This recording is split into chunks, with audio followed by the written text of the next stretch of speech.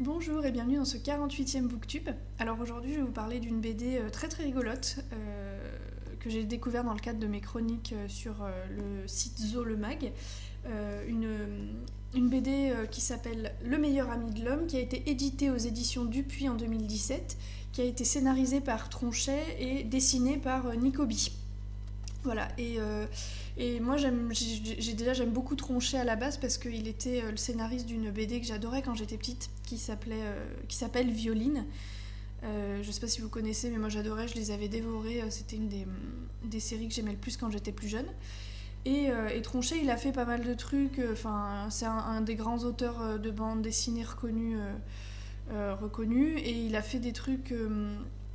des séries un peu d'humour noir comme Raymond Calbut, Jean-Claude Tergal qui sont parus je crois dans les années 80-90. Et voilà, il a fait plein de choses différentes. Au début il était sur l'humour noir, après il est passé sur des trucs un peu plus dramatiques, mélancoliques, et voilà, et puis après il est revenu vers la fiction. Et il dessine bien, mais là il a proposé à Nicobi, qu'il avait rencontré dans le cadre d'un festival ou d'un salon je crois, il lui a proposé de dessiner son histoire, qui devait être au départ, me semble-t-il, un scénario de film qui n'a jamais abouti. Voilà.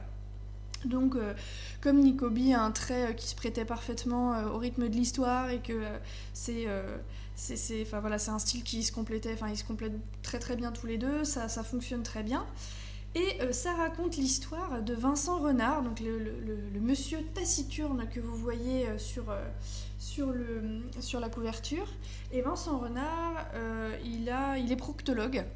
Donc voilà, c'est un métier qui peut prêter à rire dans certains cercles, donc il se retrouve souvent face au colibé des autres et ça le saoule, ça le rend un petit peu maussade. Et en plus de ça, son mariage est en train de couler à pic. Il trompe sa femme assez régulièrement, et ils ont un accord tacite avec celle-ci. C'est une petite fille tous les deux qui s'appelle Mathilde, une préado. Et en gros, sa femme lui dit on va divorcer, mais en attendant, si tu veux la garde de la petite, t'as intérêt à prouver que t'es un bon père et à pas faire d'erreur. Et puis, surtout, en attendant, on va faire illusion et on va faire genre on s'adore devant elle et on va rien lui dire. Parce qu'elle a lu dans Cosmo que, attention, les enfants de divorcés étaient enclins à bien des traumatismes, donc il vaut mieux mentir et faire illusion jusqu'au divorce, quoi. Donc voilà, c'est pas folklore dans sa vie personnelle. Mais il a un gros hobby, il adore le foot. Il a joué dans une équipe quand il était plus jeune, et il va voir régulièrement des matchs du PSG avec sa fille, à qui il a transmis sa passion. Et pendant un match, qui ne retrouve-t-il pas un ancien copain de fac et de foot qui s'appelle Kevin Delafosse, qui est un personnage qui est complètement à l'opposé de lui, c'est-à-dire un gros braillard qui a aucun sens des responsabilités, un peu beauf sur les bords, qui fait que des gaffes, qui est pas délicat du tout, qui adore les chaussures en peau de veau, qui a un goût, douteux pour certaines choses, voilà. Et il va avoir un peu de mal à se débarrasser de ce personnage très envahissant, très intrusif, qui va peu à peu arriver dans sa vie. Donc voilà, on voit cette espèce de duo infernal qui va créer des situations complètement improbables, voilà, et des scènes de colère et d'engueulade absolument mythiques, et les dialogues sont savoureux. Et sauf que on apprend aussi que Vincent, quand il était à la fac, il faisait donc du foot, et il était très amoureux de la fille de l'entraîneur, Cécile, avec qui il était à la fac de médecine. Et un jour, Cécile a disparu quand il était jeune, quand ils étaient ensemble. Elle a disparu sans aucune explication. Donc il en garde un souvenir un peu douloureux, et puis il a jamais compris pourquoi elle était partie. Et il s'avère que Kevin n'est pas complètement étranger à cette disparition, et qu'il y a plein de choses sur le passé qu'il a à lui révéler, volontairement ou pas. Donc Vincent va vite s'en rendre compte, et sauf que pour apprendre ce qui s'est passé, il va bien être obligé d'accepter que Kevin s'incruste, et Kevin, qui est un profiteur infini, va profiter de son canapé, de ses ressources, voilà, de tout ce qu'il peut lui filer, quoi. Donc c'est vraiment très très marrant, c'est vraiment très très drôle. Comme je vous disais, c'est un binôme qui fonctionne très bien, le scénario est super bien mené, le rythme soutenu. Voilà, les dessins sont très efficaces, les personnages ont des expressions parfaitement mythiques, La colorisation est très très bien réalisée. C'est un monsieur qui s'appelle Philippe Horry. Je le précise parce que je trouve que souvent les coloristes sont pas assez valorisés alors que ils font quand même beaucoup du travail, je trouve, visuel, de l'ensemble visuel. Et là, vraiment, vous avez les défauts. Au début, ces deux personnages sont bourrés de défauts. Il y en a un qui est ultra rigide, qui a pas vraiment, qui trompe sa femme, qui a une vision un peu de la morale et de l'honnêteté qui est un peu particulière et qui est un petit peu condescendante vis-à-vis des autres. Et puis l'autre, Kevin, qui est absolument insupportable, qui est sale, qui s'incruste. Au début, on a un peu de mal à être empathique avec les deux. Et au fur et à mesure, ça va laisser place à des personnalités hyper travaillées et hyper attachantes qui ont fait comme ils ont pu avec ce qu'ils avaient.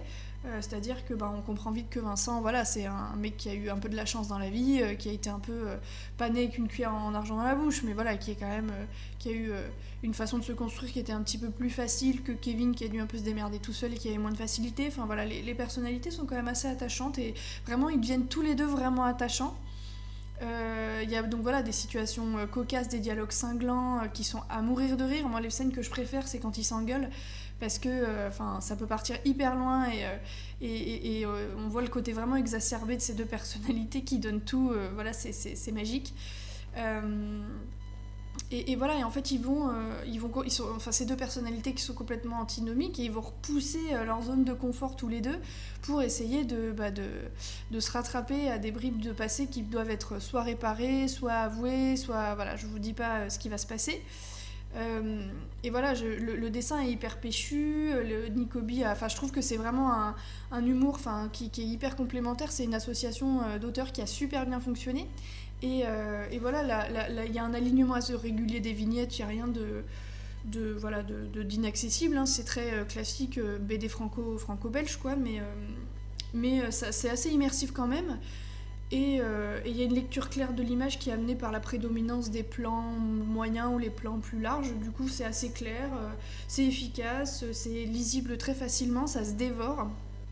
Et c'est hyper bien construit, on sent quand même que c'est de personnes extrêmement talentueuses et très très qui ont déjà un peu de bouteille.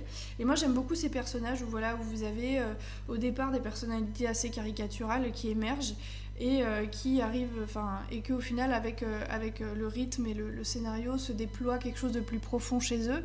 Donc c'est drôle mais pas que. Vous allez avoir plein de sensibilité, plein d'analyses très fines de certaines situations. Et en plus, vous avez des personnages secondaires qui sont magiques parce que vous avez notamment la petite Mathilde, la fille de Vincent, elle est très très mignonne, très éveillée, elle comprend plein de trucs très rapidement. Vous avez sa nounou qui vient d'un pays de l'Est, je sais plus lequel, et qui lui fait bouffer du borsch tout le temps et qui déteste le PSG. Donc elle dit toujours PSG aux chiottes. C'est marrant, c'est des petits personnages qui ont une galerie comme ça qui forment un ensemble hyper chouette. Et vraiment, ça avait été une chouette surprise et la fin est très très chouette aussi. Tout est très très chouette. Si vous voulez passer un bon moment, je vous le conseille.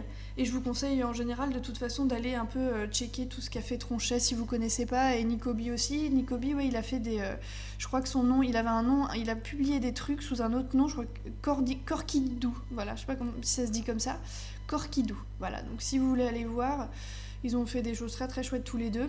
Et en plus, ces deux personnalités que j'ai eu la chance de rencontrer et qui sont vraiment vraiment adorables et vraiment très très drôles. Voilà. Donc, Le meilleur ami de l'homme, si vous voulez vous bidonner, classique, efficace, bien construit et avec beaucoup de talent. Et j'espère que ça vous aura donné envie. Sur ce, je vous dis à demain pour un nouveau BookTube.